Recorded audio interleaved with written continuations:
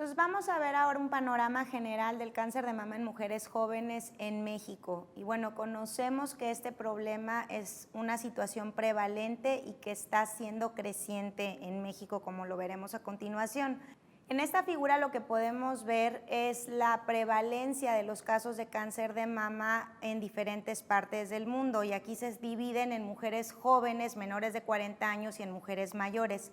Vemos a la izquierda de la figura países desarrollados, varios países europeos, Estados Unidos, Canadá, donde podemos apreciar que del total de pacientes que se diagnostican con cáncer de mama, alrededor del 2 al 3% de la totalidad corresponden a mujeres muy jóvenes.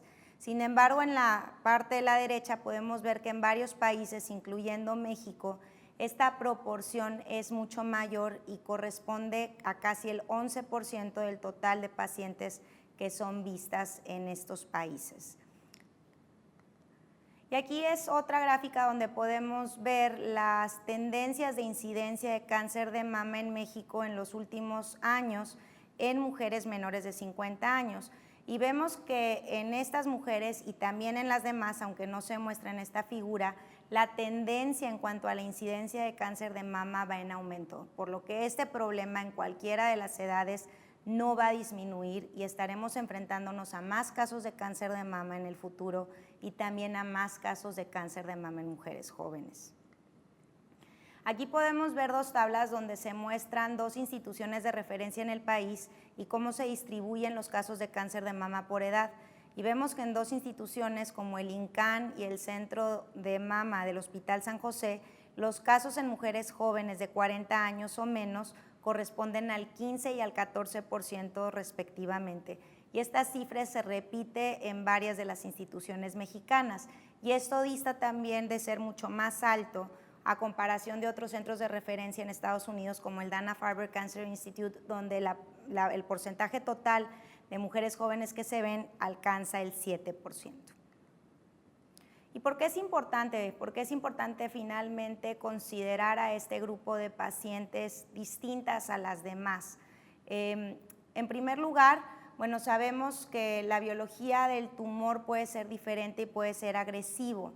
La edad que se considera de corte en este caso es un poco arbitraria, es de 40 años, hay estudios que incluso lo han clasificado a partir de 35, y bueno, nosotros hemos considerado 40, que es la edad donde después de esta etapa ya es muy difícil lograr fertilidad. Entonces, en general, los artículos consideran como mujer joven a todas las pacientes de 40 años o menos, lo que no quiere decir que alguien de 41 o 42 vaya a tener necesidades muy similares. Sin embargo, bueno, en cuanto a fines estadísticos, pues se considera 40 como el corte. Entonces, en cuanto a la biología tumoral, pues sabemos que el cáncer de mama que se diagnostica en mujeres jóvenes está per se asociado a un pronóstico sombrío, y esto se debe a varias causas. Uno es porque generalmente se diagnostican tumores con fenotipos más agresivos, hay más prevalencia de tumores luminales B, como lo veremos a continuación, HER2, triple negativo, y también más frecuentemente, como lo veremos a continuación, estas pacientes se presentan con tumores más avanzados. Por lo tanto, la edad es un factor independiente predictor de desenlaces adversos y esto se ha confirmado en varios estudios. Entonces, ya es un dato de alarma saber que una mujer joven tiene cáncer de mama y por lo tanto debemos estudiarla y evaluarla de forma particular.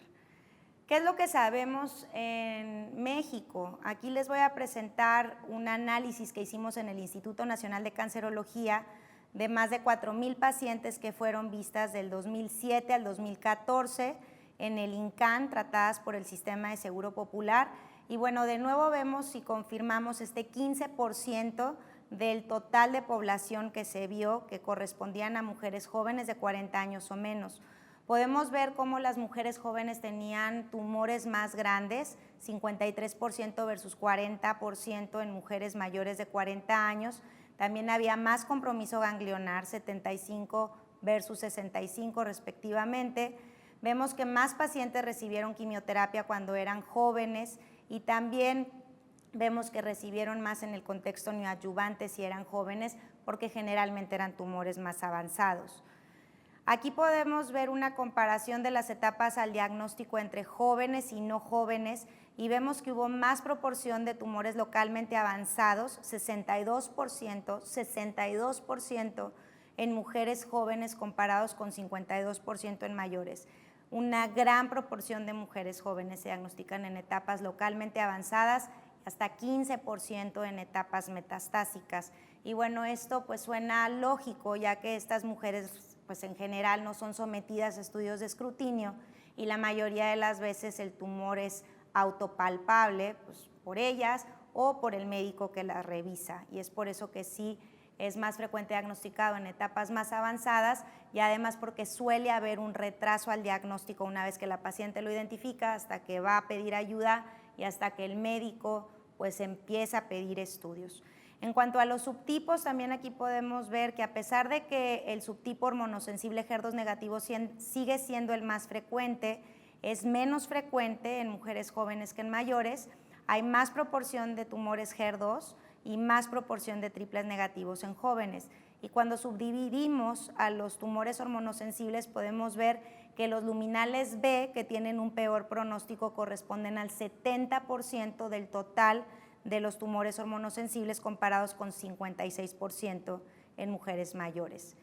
Y esta es una gráfica donde podemos ver del lado izquierdo la supervivencia libre de recurrencia y del lado derecho la supervivencia global cuando se dividen los grupos en mujeres jóvenes versus no jóvenes, y vemos que para ambos casos los desenlaces en mujeres jóvenes están más comprometidos con P estadísticamente diferentes. Cuando particularmente hacemos este análisis en tumores luminales B, es donde estas pacientes tienen un peor pronóstico. Vemos en la supervivencia libre de recurrencia cómo se separan las curvas de forma muy importante y las mujeres jóvenes tienen un pronóstico mucho más adverso. Aquí no les muestro las demás gráficas, pero cuando se comparan las gráficas de triple negativo y HER2 positivo entre los dos subgrupos no hubo diferencia en cuanto al pronóstico. Entonces es aquí en los luminales B donde es muy importante considerar tratamientos más agresivos y donde debemos de buscar pues más investigación para ver cuáles son mejores alternativas de tratamiento en estas mujeres con un pronóstico tan sombrío.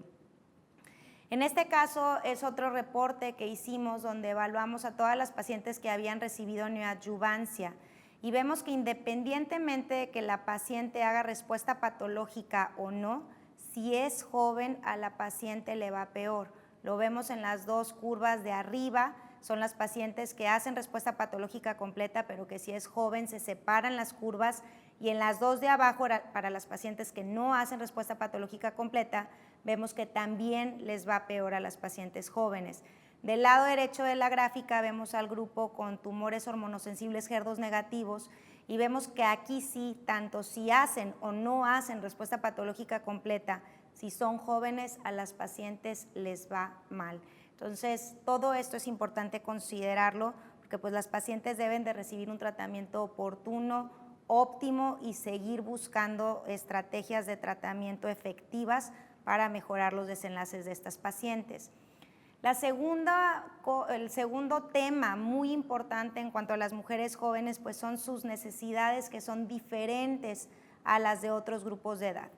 Y bueno, en primer lugar sabemos pues por ser joven estas mujeres tienen una mayor esperanza de vida porque generalmente no tienen otras comorbilidades, tienen más posibilidades de recibir quimioterapia adyuvante, ya vimos por qué, hay más triples negativos, HER2 positivo, luminales B, por lo que la mayoría de estas mujeres recibirán quimioterapia adyuvante y esto condiciona la mayoría de las veces que las pacientes tengan una menopausia súbita, que esto obviamente condiciona que puedan tener efectos secundarios como bochornos u otros y que esto afecte su calidad de vida. Muchas veces esta menopausia puede ser temporal, pero también a veces lo es permanente.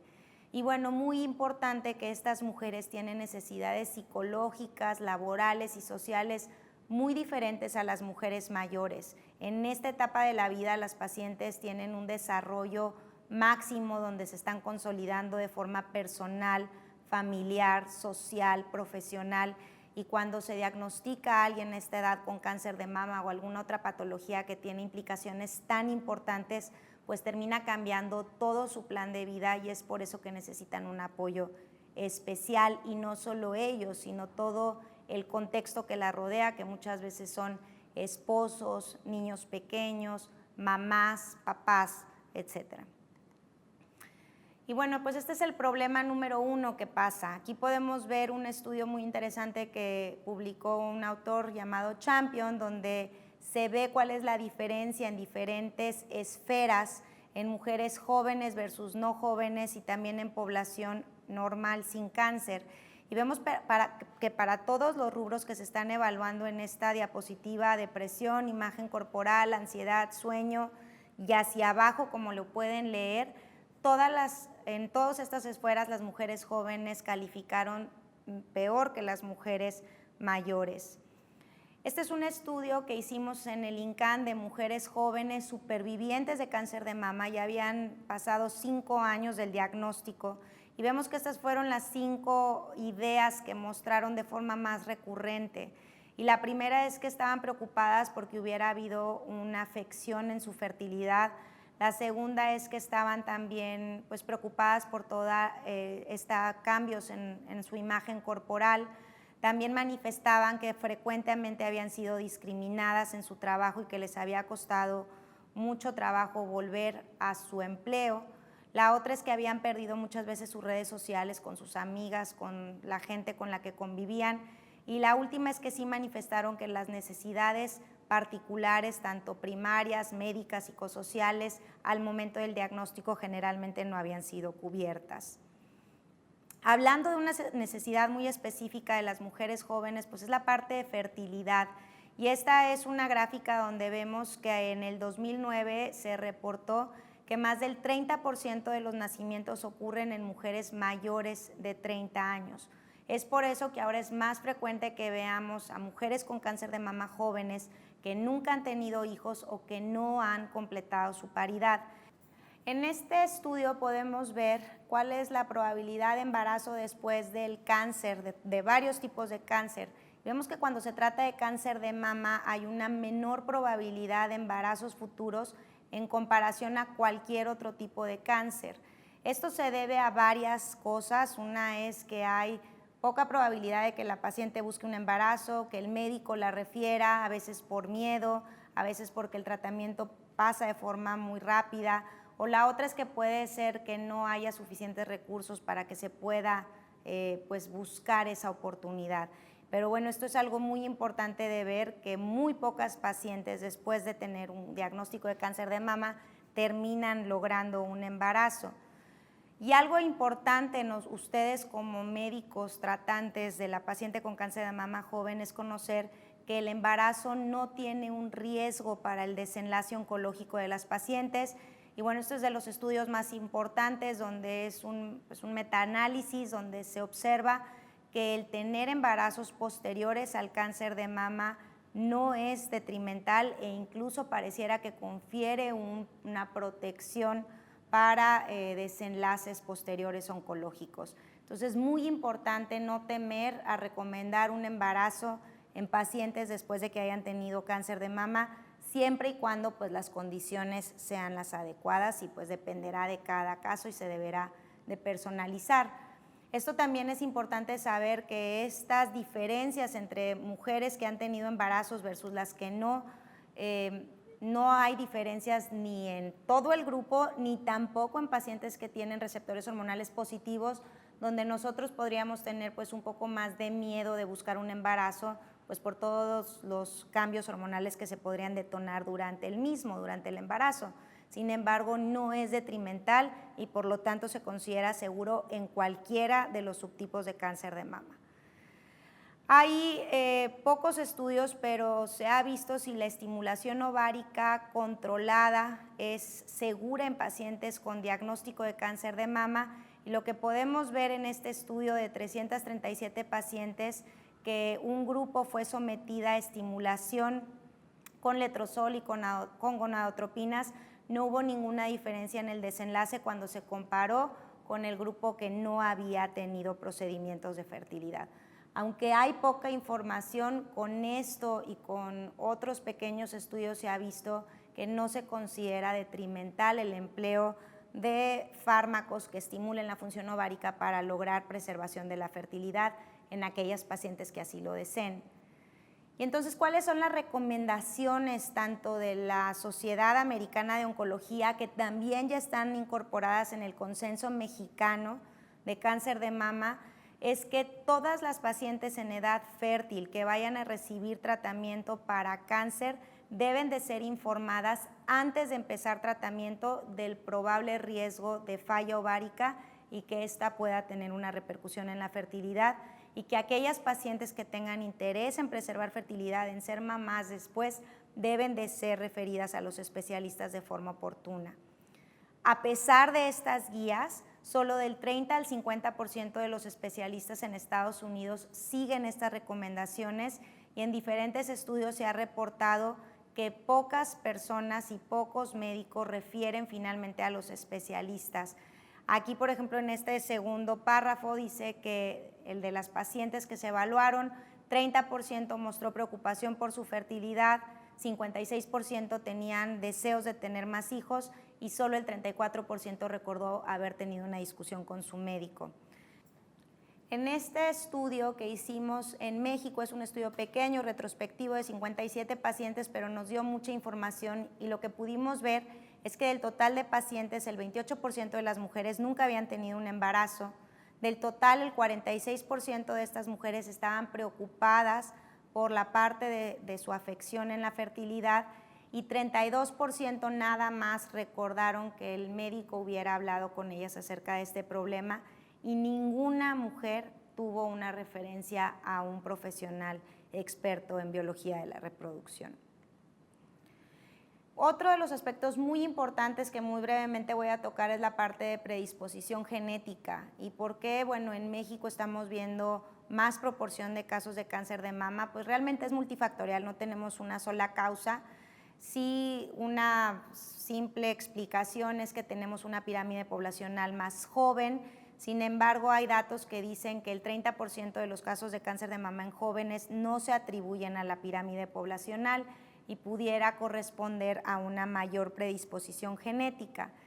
Este es un estudio clásico elaborado por el doctor Jeffrey Weitzel y su grupo, donde incluyeron a 746 mujeres hispanas en Los Ángeles que tenían factores de riesgo para cáncer familiar o hereditario, y vieron que de todas estas pacientes el 25% tenían una mutación en genes de BRCA1 y 2, y que el 10% de esas mutaciones se explicaban por una mutación especial llamada de lesión del exón 9-12.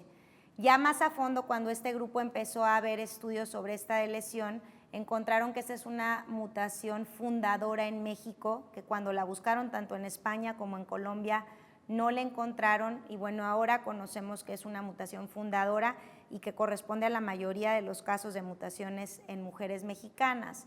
Este es el primer estudio que nosotros hicimos con el doctor Weitzel y su grupo, incluidas pacientes en el INCAN. Se incluyeron casi 200 mujeres con cáncer de mama u ovario, y vemos que de este total de pacientes el 15% tenían una mutación en BRCA1 y 2, y que casi el 30% de las pacientes que tenían una mutación correspondía a la mutación fundadora mexicana. Este es un segundo estudio que hicimos en mujeres jóvenes de 50 años o menos con cáncer de mama triple negativo, y vemos que del total de pacientes el 23% tenían mutaciones en BRCA1 principalmente, y solo una en BRCA2. Y cuando vimos específicamente el subgrupo de mujeres jóvenes 40 años o menos, el 30% de estas mujeres con cáncer de mama triple negativo tenían una mutación en BRCA1 o 2. Por lo tanto, la asesoría genética debe ser ofrecida a toda paciente joven con cáncer de mama y debe ser dada por un profesional de la salud experto, y de forma ideal debe proporcionarse de forma oportuna. Esto porque se ha visto que hay obviamente estrategias de reducción de riesgo, y que si se hacen de forma oportuna pueden tener un impacto en las decisiones quirúrgicas y preventivas que la paciente pueda tomar. Por el otro lado, pues es muy importante conocer este estatus de enfermedad, de mutación, no solo para la paciente, sino también para toda la familia. El segundo problema que tenemos con este grupo muy importante es la parte de desinformación. Está bien documentada que las mujeres jóvenes se sienten menos informadas que las mujeres mayores y esto al final repercute en mayores deficiencias en la atención, en el apoyo de la paciente, que contribuyen a que las pacientes estén más estresadas, estén más tristes, tengan más ansiedad y depresión. Y bueno, aquí el cuestionamiento es si parte de esta desinformación que las pacientes manifiestan es porque nosotros los profesionales de la salud no contamos con todo el conocimiento, la experiencia para poder tratarlas. Y bueno, finalmente a nosotros como oncólogos no nos enseñan de forma particular tratar a mujeres o a personas tan jóvenes, por lo cual sí es muy importante que todos nosotros pues estemos más informados, busquemos más herramientas para poder atender mejor a estas pacientes. El problema número 3 es la escasez de investigación en nuestro contexto. Aquí es un resumen de varias iniciativas alrededor del mundo, en Estados Unidos, Canadá, Israel, Japón, donde hay programas dedicados de investigación para mujeres jóvenes y bueno, en este caso hasta hace muy poco nosotros no teníamos algo así, por lo que había muchos huecos y muchas preguntas que estaban sin contestar. Por todo esto, pues empiezan a haber iniciativas. Aquí podemos ver iniciativas a nivel mundial dedicadas a mujeres jóvenes y vemos cómo Estados Unidos, Canadá tienen un buen número de iniciativas dedicadas a este grupo de edad y otros países también empiezan a crear estos programas especiales para las mujeres. Y bueno, hasta hace muy poco nosotros no teníamos un programa especial y fue por eso que nos dimos a la tarea de empezar este programa Joven y Fuerte, dedicado a cubrir las necesidades de las mujeres jóvenes con cáncer de mama y de donde surge este proyecto educativo para poder tener más herramientas para los profesionales de la salud para una mejor cobertura de las necesidades de las mujeres jóvenes. En esta segunda parte les voy a platicar del programa Joven y Fuerte, cuáles son sus objetivos y cuáles son sus resultados iniciales y también cómo se puede tropicalizar el programa en cada una de sus instituciones cuando están viendo a una paciente. Y bueno, el programa tiene 4 objetivos primordiales. El primero es optimizar el cuidado clínico de las mujeres jóvenes con cáncer de mama y cubrir las necesidades de apoyo que tienen. El segundo es educar a pacientes, público en general, profesionales de la salud respecto a estas necesidades particulares. El tercero es promover la investigación médica, biológica, psicológica y social. Y la cuarta es replicar este modelo que ha sido efectivo en otros lugares del país. Este es el objetivo número 1 y este es el procedimiento que utilizamos para mejorar las condiciones de las mujeres jóvenes al momento del diagnóstico. Y bueno, al confirmar el cáncer de mama, lo que se hace es una sesión informativa a la paciente donde se le explica de qué trata el programa y muy importantemente se detectan cuáles son sus necesidades. Entonces ahí es donde se le pregunta a la paciente si ya completó o no su paridad. También se habla sobre los aspectos genéticos y también se busca conocer si tienen algún requerimiento de apoyo psicológico, tanto ella y su familia. Y si es así, para cualquiera de estas se hace una referencia oportuna para poder atender estas necesidades antes de iniciar tratamiento. Entonces, independientemente de donde estén ubicados, este es el primer abordaje que tienen que hacer con una mujer joven, ver sus necesidades en cuanto a fertilidad, genética, psicológica y de información. La otra muy importante es que le proveemos a las pacientes material informativo donde se da pues toda una semblanza de los diferentes temas importantes para ellas, que bueno, habrá links en esta página web que los lleven a la página de internet especial para estas mujeres y donde también tendrán acceso a un manual informativo especial que se hizo para las mujeres jóvenes. La última es que las invitamos a las pacientes a un taller o a varios talleres, perdón, de información y educación donde pues se les provee muchísimo más contexto de los diferentes aspectos y dudas que las pacientes podrían tener. Y finalmente a las pacientes se les invita a un estudio de investigación donde nos va a proveer mucho más información acerca de las necesidades particulares de estas mujeres. Estos son los resultados iniciales. El programa empezó en noviembre del 2014 hasta el corte de julio del 2016. Hemos tenido incluidas a 232 mujeres, principalmente en el Instituto Nacional de Cancerología, pero también con ya un número muy importante de mujeres incluidas en el Hospital San José y en el Hospital Zambrano del Tecnológico de Monterrey. Y muy importante, vemos aquí de los mejores logros que hemos tenido. Vemos que un total de 12 pacientes han sido referidas a preservación de fertilidad de manera oportuna, cuando les había apenas en la otra presentación comentado que anteriormente no se referían prácticamente pacientes para preservación de la fertilidad. Parte de lo que busca el programa es ayudar a las pacientes a cubrir este tratamiento en caso de que no lo puedan hacer ellas. Tenemos una colaboración importante con un laboratorio, Ferring, que tiene un programa llamado Proteger, donde ellos proveen los medicamentos y lo que abarata el procedimiento. Otra cosa muy importante es que se han asesorado a ya también un número importante de pacientes en el área de genética y que también algunas de ellas ya se ha corroborado que tienen mutaciones y también ya se han empezado a hacer procedimientos reductores de riesgo, y también se han evaluado a la mayoría de pacientes para detectar si tienen algún requerimiento de apoyo psicológico, y en caso de que se detecte se provee de este apoyo por nuestras expertas psicólogas. En cuanto al objetivo número 2, como les comentaba, se les facilita a las pacientes con información actualizada y sencilla que ellas puedan entender.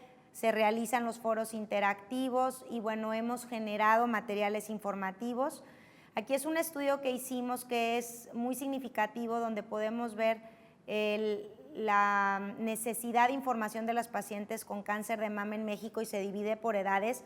Vamos a enfocarnos en las mujeres jóvenes y vemos que la mayoría de ellas, el 96% requerirían, el 97% requieren más información sobre cáncer de mama, el 96% dicen que les sería muy útil tener información impresa, 97% vía electrónica, y el 75% de las mujeres jóvenes tienen acceso a internet y muchas de ellas tienen tablets o smartphones. Esto incluso en el contexto de mujeres tratadas en el Instituto Nacional de Cancerología o en el San José en el marco de Seguro Popular. Y bueno, aquí les demuestro un folleto que fue el primer folleto que elaboramos con información especial para mujeres jóvenes. Y bueno, recientemente acabamos de terminar este folleto informativo para mujeres jóvenes con cáncer de mama, donde evaluamos cuáles fueron las necesidades que las mujeres mexicanas manifestaron que tenían de información. Escribimos todo el material con diferentes especialistas, piloteamos la información para que fuera entendible por las pacientes y bueno, finalmente tuvimos una versión final del manual que está disponible para las pacientes que ustedes vean. Estos son ejemplos de los foros educativos que hemos tenido en el programa, tanto en cancerología como en Monterrey, pues las pacientes han acudido a los foros educativos y con esto se resuelven muchas dudas acerca de los diferentes aspectos de la enfermedad. Ese es un taller que se tuvo de maquillaje especial para pacientes con cáncer de mama. Y bueno, la parte educativa, donde recibimos un grant especial para poder hacer pues esto que hicimos, la parte del material informativo, la página web para pacientes y para médicos. Y el objetivo número 3 es promover y hacer investigación médica y psicosocial, y como lo hacemos es que a las pacientes durante diferentes etapas de la enfermedad se les ponen cuestionarios al principio y luego ya durante el seguimiento en diferentes rubros, se evalúa fertilidad, genética, aspectos sociales y tenemos también evaluaciones de diferentes rubros como calidad de vida, cognición, ansiedad y depresión y sexualidad, y todo eso lo que busca es ver cuáles son los cambios que experimentan las mujeres jóvenes con cáncer de mama a lo largo del padecimiento y de su seguimiento y ver cómo podemos intervenir para que este proceso sea mucho mejor para ellas. Se hace un registro electrónico de todos los datos y bueno, se archiva toda esta información en una base maestra que se utilizará para hacer los reportes y los manuscritos de forma subsecuente. Muy brevemente, hasta hace, este fue un corte de abril de este año, de 117 pacientes que ya están integradas en el estudio de investigación. De nuevo se repite aquí un porcentaje alto, 27% de las mujeres son solteras, 23% nunca habían tenido hijos, una proporción importante, casi el 40% tienen educación superior y también un porcentaje importante de las pacientes son laboralmente activas, 26%. De nuevo se repite que la mayoría de estas mujeres, el 67% tenían enfermedad avanzada y que en un porcentaje importante correspondían a tumores HER2, 28% y triple negativo, 21%. Del programa Mujeres Jóvenes de la parte de investigación ya tenemos varias publicaciones científicas, como podemos ver en estas diapositivas, y hemos intentado darle mucha proyección y difusión a la importancia del diagnóstico temprano en mujeres jóvenes de cáncer de mama y al tratamiento de las necesidades especiales de las mujeres, y a través de todo este programa logramos incluso ya en la última edición del Consenso de Cáncer de Mama en México tener un capítulo dirigido a las pacientes, para las pacientes con cáncer de mama. Tenemos también cátedras de CONACYT, de investigadoras que están dedicadas a hacer proyectos de investigación en estos rubros, y finalmente acabamos de obtener un donativo de Avon donde podremos replicar esta iniciativa en 5 centros más a lo largo de la República. Quiero agradecer a todo el equipo de trabajo. Todo esto ha requerido mucho esfuerzo y seguiremos trabajando en este proyecto. Aquí están los nombres de las personas que han participado de forma más activa en este proyecto y bueno, obviamente todo el equipo multidisciplinario que lleva a cabo que la paciente tenga un tratamiento integral, multidisciplinario y que eso tenga repercusiones buenas en su calidad de vida y en su atención. Pues muchas gracias, esperamos que todo este material sea útil para ustedes y bueno, la idea es que vamos a estar actualizando esta información pues en ciertos periodos de tiempo, por lo que será importante su retroalimentación de temas especiales que quieran que se incluyan y bueno, cualquier pregunta, sugerencia y para requisición de más información, pues estamos a sus órdenes por el correo que está aquí en la página de internet. Muchas gracias a nombre de todo el equipo del programa Joven y Fuerte.